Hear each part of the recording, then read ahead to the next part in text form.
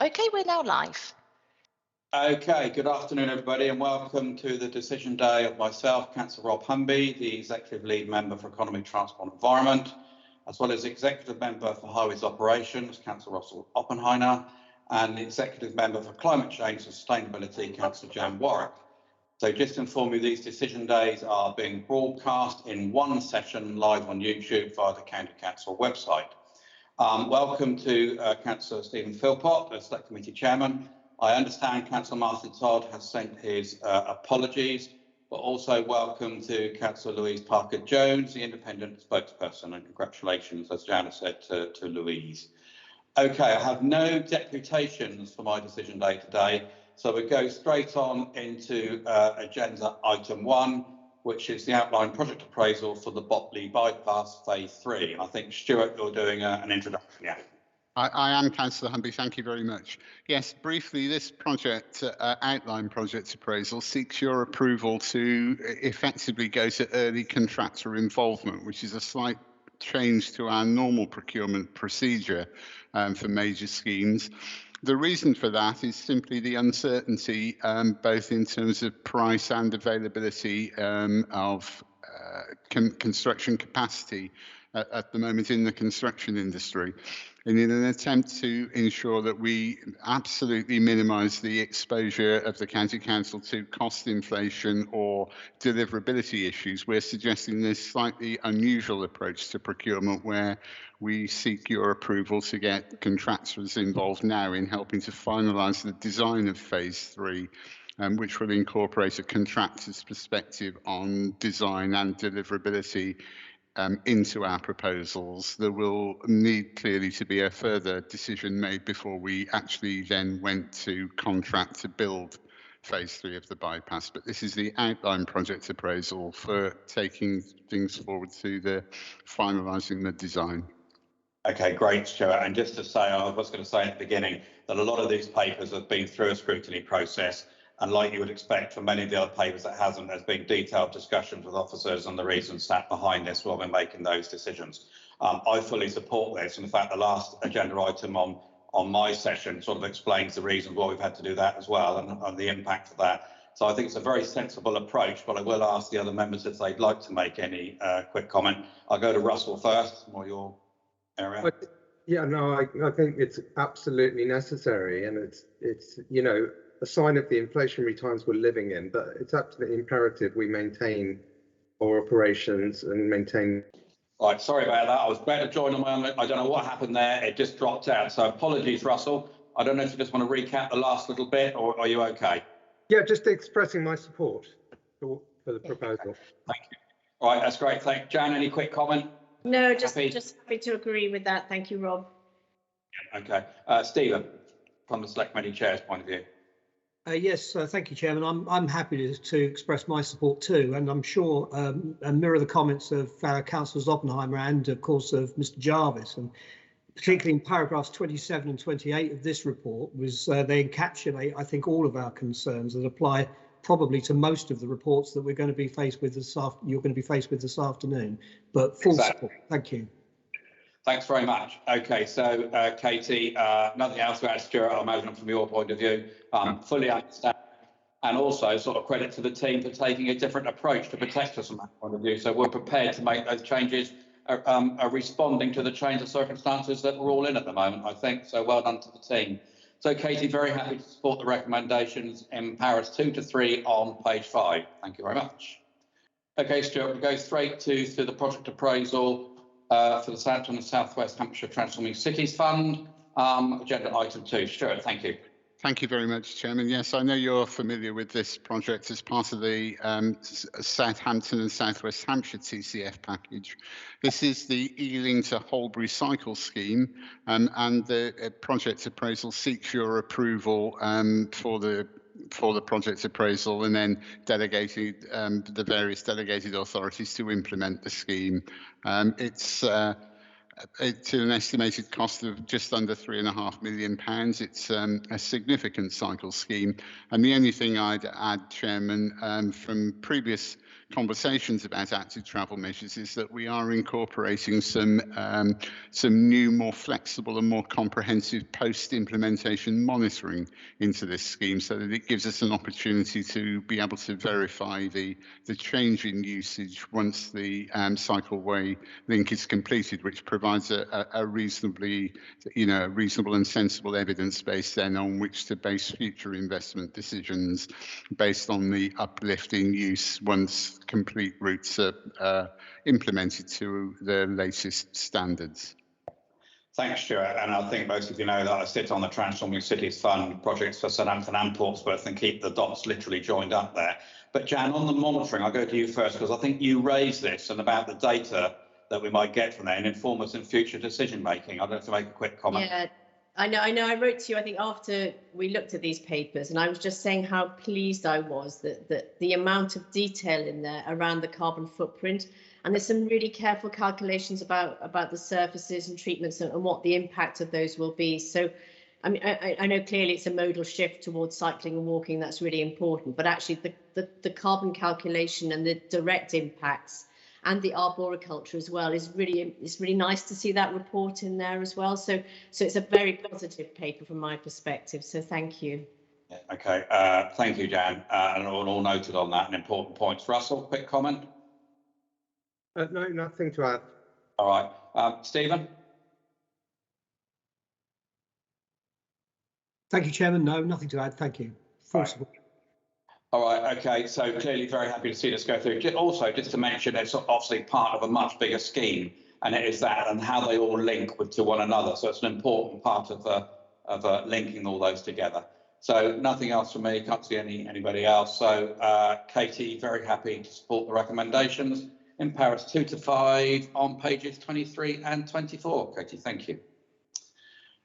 Okay, so agenda item 3, this is the Portsmouth Transforming Cities Fund and the package. Stuart, could you present first, please? Certainly, Chairman. Yes, thank you. This one's slightly more complicated, but as you say, this is the other TCF package, and this report relates to 3 schemes, 2 of which your approval is being sought for today, and the third scheme, we're seeking your approval to basically remove that from the TCF package and instead seek an alternative implementation route for that one. In terms of the projects being put forward for approval today, Chairman, the Gosport Interchange project is the most significant one financially at just under £6 million, of which a very significant part is coming from TCF, but there's also a significant contribution from Gosport Borough Council, and we're working in close partnership with the Borough Council, who also own some land which is part of the overall requirements for this project. The Gosport Interchange project is due to, the planning application for that is due to be considered next week by the regulatory committee. And I should caveat, obviously, that the project appraisal would be subject to planning consent being granted on that. The second project is the Elmley Road one, which is a further scheme which is supported by Havant Borough Council and some LTP money as well as the TCF money. It's an important scheme and is related to the third element that you're being asked about today, Chairman, which relates to the Ladybridge public transport or bus improvement projects at Purbrook.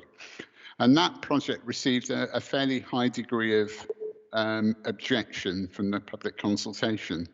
It's our understanding that the majority of that objection arose from the timing of the project, and it was seen as being kind of unrelated to anything, and therefore was felt by residents that couldn't see the point of that scheme happening. And I think this is partly because being included within the TCF proposals, the scheme needed to be implemented within a certain time frame, but actually the requirements that drive the need for those bus improvement schemes in particular are the completion of the nearby large-scale development at Waterlooville, and therefore the suggestion is that it would be more sensible to implement those bus improvement measures as part of the works associated with that housing development when it gets to that point of the development. And we're confident that the existing Section 106 funding agreement would provide both sufficient funds for that to happen, and this could be implemented through a Section 278 agreement with the developer. And therefore, subject to the agreement of the DFT, it's proposed to transfer an element of the Transforming Cities Fund money from the Ladybridge scheme to extend the Elmley Road scheme, which provides an important link between the college and the railway station in Havant. And I think, Chairman, it's a scheme that you're quite familiar with because it's been one that we've been talking about and trying to progress incrementally for some time. And that, Chairman, is basically the recommendations on 3 projects appraisals sort of brought together into a single report. Thanks, Stuart. And as you just said, I mean, been through these many times and understanding the flex that we have, it'd still be interesting to see with the DFT. But I think as long as we're delivering overall on the gains from the TCS scheme, hopefully they'll be okay. Councillor Parker-Jones, Louise, you wanted to comment on this paper? Yes, if that's all right. I do fully understand the rationale for delaying the Ladybridge bus improvements. And in fact, I've been very supportive actually of all the other ones you've already just approved. My only question really is, what are the financial implications for the deferral? Because one of my concerns is we are running at quite a lot of inflation, and we know that there can, the construction industry is under a lot of pressure. So I just want really to be reassured that that is being calculated effectively so that the scheme can still go ahead when it's appropriate, and that perhaps the council will, I don't know, having looked at the new way it's contracting for Botley, might apply the sort of same methodology going forward. Yeah, it might be slightly different, but it's a good question. Stuart. Yes, thank you, Chairman. Absolutely a good question. And with inflation at a current very high spike in construction, it is absolutely pertinent. Yes, I'm confident that the estimates that we've provided will, do take into account the possibility that inflation will make the cost of delivering the Ladybridge scheme in future slightly higher. But I think there's sufficient funding, and also, Councillor Parker-Jones, I think we're still fine. We will take the opportunity of deferring the scheme to review the proposals to make sure that we come up with the most effective measures, and that will be in terms of both cost and performance. So I think there may be elements of the scheme that can be sort of reviewed, which will also help us to manage the overall cost of it. But it's definitely one that we'll need to keep an eye on. But I'm confident there's sufficient headroom within the Section 106 funding to accommodate the project. We will definitely look at any innovative procurement arrangements to make sure that we do absolutely minimise the cost of delivering that scheme in due course. That's great. Thanks, Stuart. I think that pretty well answers that, Louise, if you're happy with that. Okay. I will just quickly go around then, because this is quite significant projects. Russell? Yeah, just to say, I think a huge amount of work has gone into this. It's great to see it all coming to fruition, and I'm very pleased to support it. Great, thank you. Jan, quickly. Sorry, well, Jan. No, that's fine. The big winner on this is air quality, so I'm just really pleased to see that coming forward, in due course and properly assessed. So thank you, Chairman. Yeah, and I think, well, Stephen, I mean, the biggest one here for me is the interchange, which will probably affect you. But Stephen, any comments? Yes, I don't want to be, thank you, Chairman. Yes, I don't want to be parochial about that. Just to say, I'd like to correct, if I may, paragraph 28 of the report. Very minor point, I would suggest, but nonetheless, I think possibly needs correcting. It says that I'm the local member. I'm not actually the local member. The local member for this, for the bus station site is our Councillor Huggins and Councillor Minahan. But it is correct at paragraph 28 and to say that I fully support it, and indeed I do. I've got nothing more to say on it, Chairman, because of course, as Stuart said, it's subject to planning permission coming up next week, and I wouldn't want to say anything in advance of that, but excellent scheme. Thank you. All noted. I think we can just correct that, Stuart, without making any other and noted on that. And apologies for that, Stephen, if that's happened. But Stuart, we don't need to do anything there. We can just note that and correct that in the final report. Yes. That would be my view, Chairman. Yes, apologies to Councillor Philpott for the error. Yeah. Okay. I'm just looking at Susie. You're happy with that, Susie? Yeah, thank you, Councillor Humby. Happy with that. Katie can make a note in the minutes that that correction's been done, and then we'll be covered. Okay. All right. That's great. All right. Great. Thank you all very much. So, Katie, happy to accept the recommendations in powers 3 to 8 on pages 59 to 60. Thank you all very much. Agenda item 4, the Hertford Bridge Flats Junction, Stuart. Yes, thank you very much, Chairman. Again, this one I think is a relatively straightforward project appraisal for completing the almost mythical fourth arm on the roundabout at Hertford Bridge Flats, for those of you who've been involved with environment and transport matters for some time. Originally a pinch point funded scheme by the government, taking advantage of government funding being made available at fairly short notice, was implemented at this site. It was always the intention that the roundabout would have 4 arms on it, but unfortunately the County Council didn't own the land that was required for the construction of the 4th arm at the time. And rather than lose the whole project and the government funding, we went ahead and built the 3-arm roundabout, and the intention was always to come back and add a 4th arm. I'm very pleased to say, Chairman, that after some tricky negotiations and various design amendments, I'm able to present the project appraisal to you today for completing the 4th arm. And the only thing I would add is clearly really illustrating the point Councillor Parker-Jones made on the last item, that if you don't do stuff for a few years, it gets more expensive. And this scheme is more expensive than it would have been doing it at the time, but of course we couldn't do that because we didn't own the land. And the other thing is that there is a significant carbon and climate change advantage from this project, which will save people needing to make a fairly significant detour and U-turn at the other roundabout. The new arm will help to remove the need for that manoeuvre, which is very good for our climate change objectives. Yeah, I'd imagine all members would fully support this from that point of view. It is frustrating, isn't it, when you look at the delays there, of course, for whatever reasons, and they obviously understand that in terms of the planning permissions and, well, more importantly, the owner of the land. But well done to the team for negotiating their way through that, Stuart, because I know these things are very tricky on occasions, aren't they? Unless anybody would like to make a comment, I can't see anybody. I mean, Jan, just noting the points that Stuart, yes, okay, mate, yeah. Yeah, no, just because this is, you know, what would be just a road scheme. Actually, there's a really great carbon gain there because they've replanted some natural woodland on a whole hectare of area that I think it was probably formal forestry land, but it wasn't naturally developed, and that's a really positive out of this. Otherwise would be a road scheme. If you looked at it superficially, actually there's a great biodiversity net gain there. So Stuart, if you wouldn't mind thanking the officers for that, it's really appreciated. Thank you very much, Councillor Warwick. I'll certainly do that. And we do always aim now, wherever we can, to incorporate sort of biodiversity net gain into any of the schemes that we do. And you're absolutely right. I was remiss in not mentioning the fact that with this one, there was a particular opportunity because of the ownership patterns and everything, as Councillor Warwick said, to perhaps do more than we would normally be able to do on a scheme.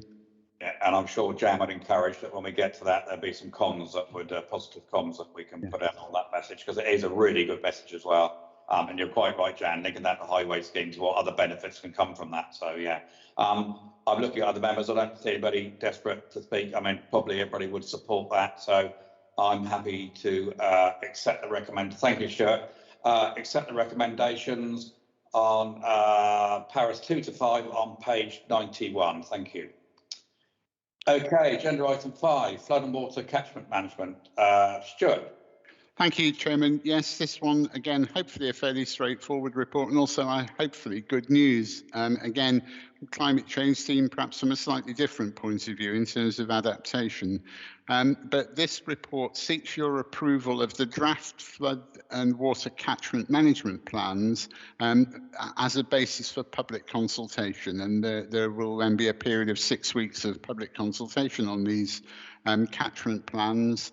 And depending on the response from the public, they may then just be confirmed if we don't get any significant suggested amendments, or may be subject to a further decision in the event that we get significant requests to change aspects of it. It's a good piece of work. It's all done under the auspice of the overall flood and water management strategy, which was approved in August 2020. And it's done from the County Council's kind of responsibility perspective as the lead local flood authority. There was a question which Councillor Todd raised with us about the inclusion of issues to do with nitrates in the water and why that wasn't addressed. But that just for to be clear with everyone on the call, the reason for that is that doesn't fall within the County Council's kind of flood management responsibility. It's to do with water quality, which is managed by the Environment Agency. But to reassure members, the County Council does work very closely with the Environment Agency on the regime that deals with water quality. This one is all about managing flood risk. And therefore, Chairman, I commend the report to you on that basis. Great, thanks, Chair. Thanks for explaining that last point as well. Louise, you'd like to make a comment on this paper? Yes, thank you. I really welcome this consultation. I think many people across my area will as well. With the ITCHN, the world-renowned ITCHN, running through my area and neighbouring areas, we have experienced flooding. And though I do appreciate what Mr. Jarvis said about the water quality, once we have floods, once it recedes, it will take back potentially harmful pollutants and runoff from roads, etc., and houses where it's all flooded, and take it back into our very fragile ecosystem. So I really do welcome this, and I will be encouraging everybody in my area, and I'm sure everybody else will, to respond to this consultation. So thank you. Yeah, that's great. And Louise, thanks once again, and very valid points there. So thank you. Jan, probably like to comment on this paper very quickly. Yeah, no, I really would. And I know many areas across Hampshire have been affected by flooding over the years, and I have to say officers from Hampshire County Council have been brilliant in trying to come up with potential solutions. So I know there will be some parishes, certainly of mine, that will be very interested to comment. And I just wonder, Stuart and Rob, how will we handle the comms on this one? Will we be sort of sharing that widely and inviting residents to comment as we normally do? I'm guessing the answer is yes, but it's an important aspect, I suppose. Okay, so I imagine that'll follow a standard process that we use for putting out information, Stuart, I assume. I absolutely, Chairman, yes, and I think the intention is to encourage as wide a representation and response as possible. Chairman, could I just add one other point, if I may, to the point Councillor Parker-Jones made, which is an extremely valid one about the runoff. And in our separate role as Highway Authority, we do go to great lengths to try to ensure that we do contain any sort of noxious runoff from our highways rather than going straight into watercourses. And I'm particularly heartened that the National Highways are about to start a scheme on the River Hamble Bridge on the M27, which is going to install exactly that kind of interceptor capacity in the surface water drainage system there to stop fuel spills and such like going straight into the River Hamble. And I think the County Council's been instrumental in the joining with other local environmental groups to kind of advocate that work being done. So any comment on that paper overall?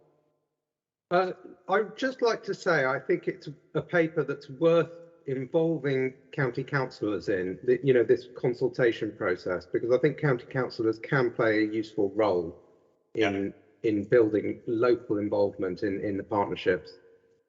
Okay, that's interesting. So that sort of links in with the question Jan was asking about how that goes out, comms and consultation. So noted on that. Yes. Councillor Philpott, any comment on the paper? Yes, Chairman, very briefly, and thank you, Russell, for those comments. Completely agree. I'm sure members of the Select Committee, some members of the Select Committee, are going to be very interested in the outcome of the consultation. Okay, I've forgotten where I was now, but I think everybody, Stephen, I'm sorry, we sort of cut you off there. You were mid-flight. I don't think you missed anything, Chairman.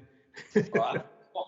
I would have admitted that. Stephen, thank you, and apologies, as I say once again. Okay, so I don't think we have any further comment, certainly not for me. So happy, Katie, to accept the recommendations in paras 2 to 3 on page 107.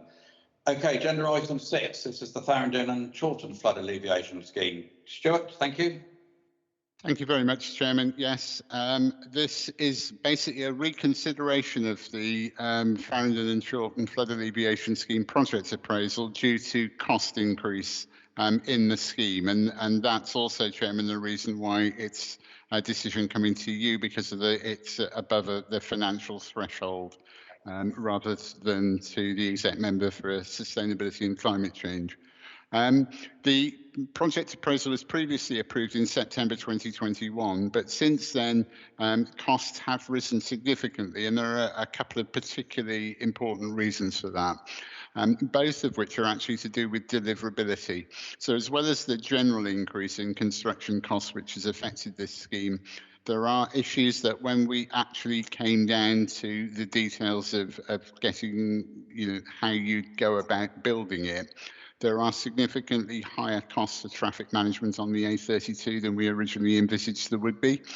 And there's also been some additional complications about the way elements of the scheme which are being delivered off highway would actually be delivered. And this is about access to farmland and other issues, Chairman. So I think there's been some lessons learned about the sort of, how we can learn from these type of projects. And that's partly contributes to the approach that we've taken at Botley, which is to involve contractors earlier in finalising the design and the kind of construction methodology.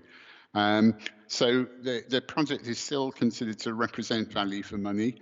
There is sufficient funding in the County Council budget for flood defence and mitigation scheme. And the particular importance of this scheme, Chairman, which I know you've considered previously, is that it affects the A32, which is a significantly important piece of infrastructure in that part of Hampshire. And when we had the groundwater flooding in the past, the A32 was closed for a period of weeks, which imposed a very significant burden on the local community. So the primary purpose for this scheme is to try to ensure that the A32 isn't affected in any future flooding events to the same extent. But the scheme does also provide protection to a number of properties at the site of the flooding as well. Stuart, thank you very much. And as we get on to the next paper, we'll explain some of that. So there's a bit of a common theme running through about inflationary costs, isn't there? And in terms of the impact on the A32, I think we would all accept that and understand that. We'd want to mitigate that and limit that as far as we possibly could. But it's interesting you say lessons learned on that, because these are other things that we need to pick up in the future, isn't it? So understanding that and the reasons why. So yeah. So I imagine all members would support that, unless anybody specifically wants to speak on that paper. Otherwise, I think very happy to support the recommendations in paras 4 to 7 on page 160. Katie, thank you very much. Okay, last one for me before I hand over to Russell is explain those issues that I just said, the inflationary pressures on the delivery of highways maintenance service. Stuart, thank you. Thank you very much, Tim. Yes, I'll be brief with this because I know you've had an extensive briefing on it, and I think the issues have been reasonably well rehearsed with members before in respect of various project appraisals. And Chairman, in March we brought a paper forward for decision about the uplift in the highway works budget for the future, and that set out a network recovery strategy, which envisaged that in the early years of the strategy we would focus most of the additional money on reactive revenue maintenance works, whilst over time the emphasis would switch to more planned maintenance work, and therefore we would sort of alternate further funding into operation resilience rather than the revenue-based reactive maintenance budget. And Chairman, because of the spike in inflation and particularly the late stage of planning for this year's programme that inflation spike has occurred in, and this is in particular in relation to the impacts of the oil price rise, which has obviously been very much exacerbated by recent events in Eastern Europe.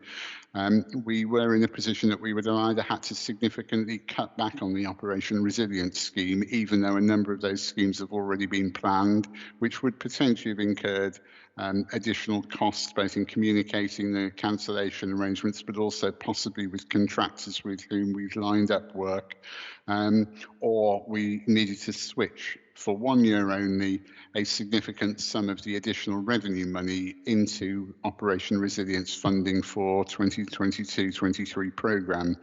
And the proposal is that we moved some £3.5 million into Operation Resilience for this year to allow us to deliver the programme that was planned to be delivered earlier in the year. I think that gives an indication of the extent of inflation and the impact that that's having.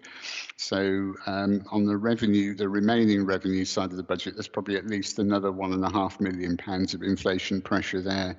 So probably out of the £7 million that members allocated for additional highway work, some £5 million of that is likely to be absorbed by inflation costs in the current year on the highway programme, which is obviously a very significant issue.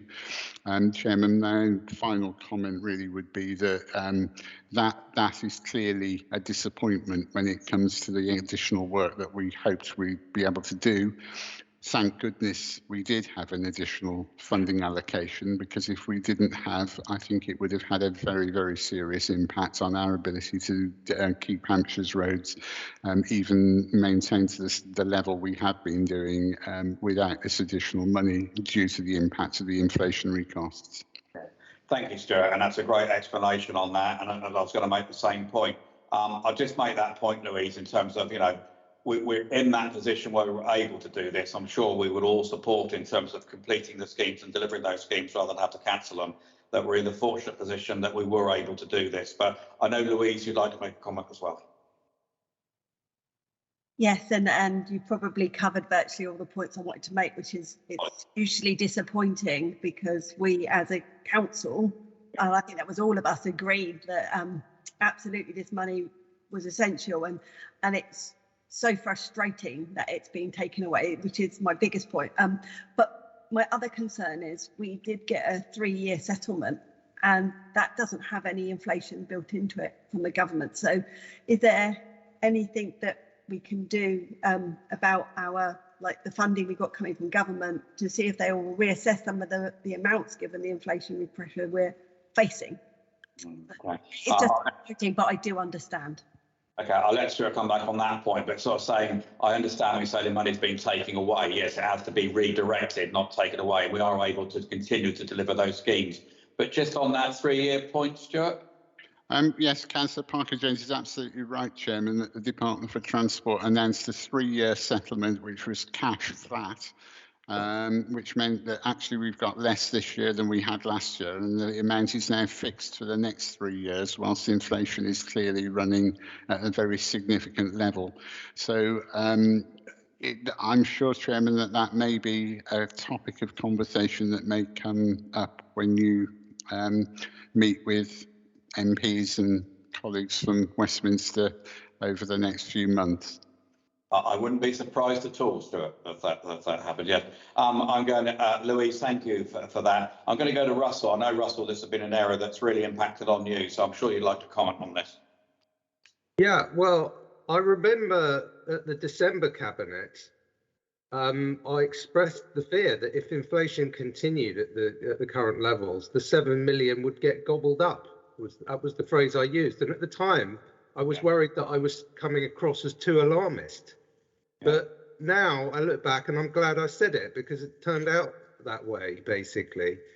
It is a very concerning situation, but what I do feel positive about is that I think the council as a whole has a good appreciation of how important our highways are to our county, to our communities, to our economy, to our sense of pride in Hampshire. And that has come across very loud and clear at all of the regular forums that we've been holding with councillors. So you know, we'll have to find a way to cope with the inflation if it continues. But thank goodness we've got this 7 million. Absolutely, yeah. Thank you, Russell, and I do remember making those points at the time. So yes, it's a shame you were right, Russell. Is all I can say. Yes. Quickly, sorry, Councillor Warwick or Councillor Philpott, if you'd like to make a comment, but I think we are. Yeah, no, just really briefly to say how much our residents appreciate the Operation Resilience scheme. So I think actually, you know, hats off to you guys for continuing to deliver them. I think that's wonderful and really appreciated by everybody. I know they moan a lot, but actually on the whole, we appreciate it hugely. Thank you. Can you let me know who they are, Jack? Councillor Philpott. Yes, thank you, Chairman. Given the other comments that have been made, I'll be very brief, and if I may, just confine myself to a sentence on an observation on paragraph 8. I'm sure that members of the Select Committee will wish to monitor any proposals for permanent revision of the Highways Network Recovery Strategy. We'll obviously keep an eye on that as a Select Committee, and I'm sure with the executive members will be and officers will be fully kept informed of any changes. Thank you. Thank you, Stephen. That's a very valid point as well and understood. Thank you. Okay, thank you, Stuart, as well. So, Louis, Katie, yeah, sorry, very happy to accept the recommendations in paras 2 to 3 on page 173. Okay, so within this session, that brings to the end my part of that for my D-Day. I'm now going to hand over to Councillor Russell Oppenheimer, the Executive Member for Highways Operations. Russell, over to you. Thank you. Thank you, Councillor Humby. And I'd like to welcome everyone to my part of the Decision Day and just remind everyone that the Decision Day continues to be broadcast via the County Council website. Okay, I've only got one item today, which is concessionary fares reimbursement update.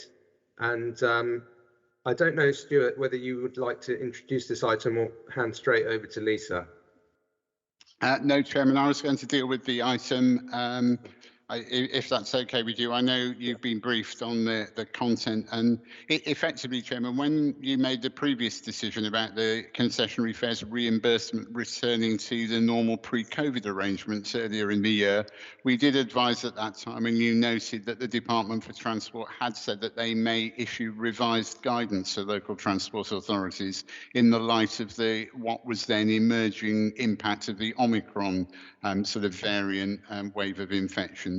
The Department for Transport did duly issue new guidance, which suggested that because of the impact of the last wave of COVID, passenger levels were not returning to the sort of expected extent, and therefore they issued guidance which advised or encouraged local transport authorities to continue to reimburse on concessionary fares more in line with the arrangements that had existed during the previous financial year when the pandemic was still in full operation. And therefore the recommendation today is that for next financial year, or for the current financial year, we revert to a similar system of reimbursement based on the share of the network rather than actual journeys undertaken. And Chairman, I can assure you that the additional cost of this measure can be met from the concessionary fares budget, and this, it seems, is a very sensible and prudent way of helping to support the local bus industry during a very difficult time as passenger numbers recover, and I therefore recommend it to you. Thank you very much, Stuart. I believe that Councillor Parker-Jones, you've asked to speak on this item, so I'll just give you an opportunity to do that now, please.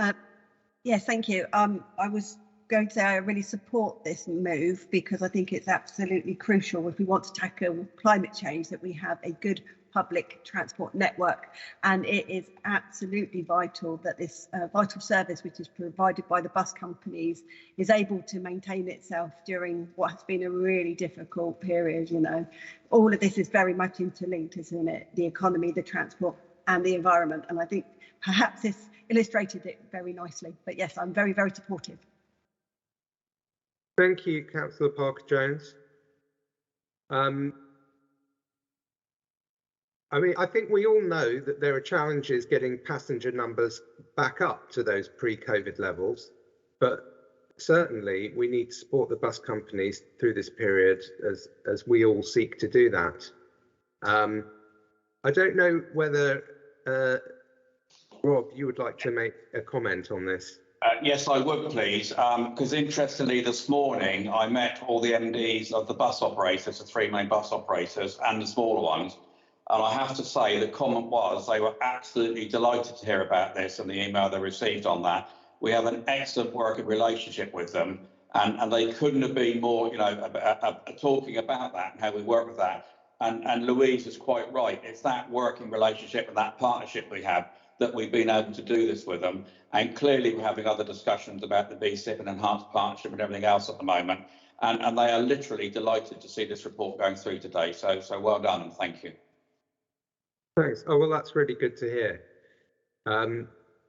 We certainly need the government to get on with its allocation of funding to this part of the country, and that will certainly help. But for now, I think this is definitely the right decision. Jan, do you wish to make any comments? No, Russell, nothing to add. Just very happy to support your recommendations, and I'm really pleased to see this paper. So thank you. Thank you. Councillor Philpott, did you wish to add anything as Select Committee Chairman? I think, Chairman, thank you. Yes, I think it's just to be fair to all concerned. The Select Committee have had a very good opportunity to discuss Bus Back Better, the BSIP, and all aspects of the council's bus strategy. And in a climate, I guess, of potentially rising fares that we may see as well, and of course the rather unfortunately gradual improvement in passenger patronage, then this is a very welcome thing indeed. So yes, thank you. Thank you. It is a fairly easy decision for me, a straightforward decision. I agree with the paper. I'd like to thank Lisa Cook and Andrew Wilson for their hard work over the last 2 years during this difficult time for the bus sector. So moving to the decision, Katie, I'd like to approve the recommendation at paragraph 2, please. And that concludes my decision day. So I'd like to thank the entire team for all of their great help and advice, and I'd like to hand back to you, Rob. Russell, okay, that's great, and thank you very much. So that brings, as you heard, the end of Russell's session within his D-Day. We now hand over to Councillor Warwick to take us through her paper in her D-Day in part of this session. Councillor Warwick. Thank you so much, Councillor Humby and Councillor Oppenheimer. So good afternoon. I'm the Executive Member for Climate Change and Sustainability, and thank you for attending my virtual decision day today, which continues to be webcast on YouTube via the County Council website. So there are no deputations on this final paper, which is item 9, the Revolving Community Energy Fund, which is outlined on pages 189 to 198. And I think, Stuart, you are going to present this paper for Chitra. So thank you so much for that. Thank you very much, Councillor Warwick. And yes, I know this paper is really the culmination of work that's been going on for some time, and I know that you've worked very closely with Chitra and the team in helping to bring this proposal forward. Essentially, the production of greater production of renewable energy in Hampshire is a very significant component of our response to climate change. And one of the best ways of trying to encourage that is the development of community energy schemes, which involve the local community. We've already invested in the first such scheme near Overton, and Councillor Warwick, you approved the project appraisal for that a little while ago. But I think what we were anxious to do is to bring forward a framework which would allow us to have a mechanism in place to support further community energy initiatives as they come forward. And working very closely with Community Energy South, we've developed a good pathway to bring forward kind of realistic and sustainable projects for funding. Historically, the County Council would possibly have considered giving grants for these type of arrangements, but I think the innovation here is to try to actually get involved in a share offer which could produce a return on that investment, which can then be immediately recycled into further communities being supported further on down the line. So I absolutely commend the proposal on the basis that I think it's an innovative and creative approach, and probably the County Council's patronage of the schemes is potentially as important as the funding that's going in terms of providing reassurances to communities and to encourage other investors. So on that basis, Councillor Warwick, I'm very happy to recommend the proposal to you. Thank you so much, Stuart. And I think this is really exciting because, as you said, we were sort of lagging behind slightly on community energy projects, and the Overton scheme is a very good one, and it's very innovative. So if we can duplicate that elsewhere, that would be fantastic. I can see James on the line. James, I'm just wondering if there's anything you'd like to add at this stage. No, thank you, Councillor Warwick. I think Stuart's covered it adequately. Brilliant. Thank you so much. And Louise, I think you would like to speak to this paper as well.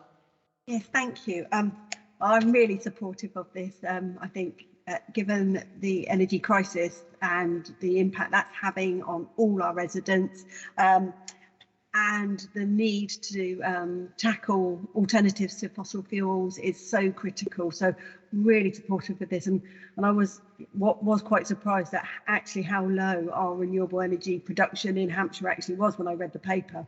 But there's only one thing that I did want to raise, and that is about ensuring that we're mindful of where these projects go, so that we're not just using, agricultural land, which can be farming. We need to be giving greater consideration to existing infrastructure that can be utilised in areas. So, for example, rooftops and brownfield sites. But yeah, no, really good project. Thank you. And that's where our partners. So I probably should have mentioned them. So the Community Energy South are our partners in delivering this, and I know they have supported schemes on railway sidings, for example. So that's a perfect example of a brownfield that might not be used for anything else. So we're open to offers, I suppose. So it's really exciting. Councillor Humby, is there anything you'd like to add or comment on? Yeah, I mean, obviously, great scheme, very, very encouraging. I'm really just to pick up the point Stuart said about the county council and the weight and the confidence that gives other people to get engaged with that. I think is very significant in this case, but otherwise very supportive. Thank you. Yeah, the seal of approval. Thank you. And Councillor Oppenheimer.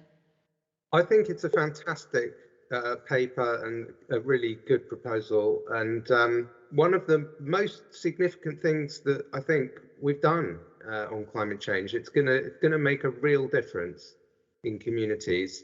I'm aware of a couple of community energy companies that are just getting up and running, and they will be very, very pleased to hear about this opportunity.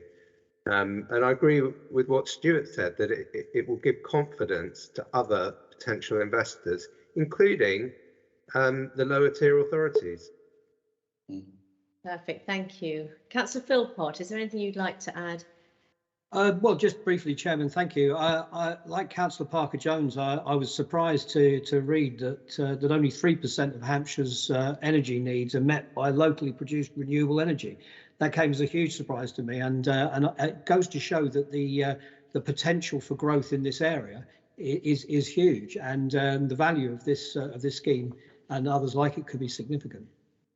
Brilliant. Thank you so much. Thank you. Thank you for all your support. So Katie, I'm happy to make the recommendations in paragraphs 3 to 6 that are laid out on page 189. Thank you so much. So that concludes my decision day, and I'm happy to hand back to Councillor Humby. Thank you. Councillor Warwick, thank you very much. So as Jan said, that brings us to the end of this D-Day session with all the 3 D-Days within that. I'd just like to thank all the members that have commented, and thank you, Louise, for coming along and making your points as well. But also thank you for Katie for managing us through those couple of blips. I know it's not easy, and a bit like you, I had a panic attack this morning when my machine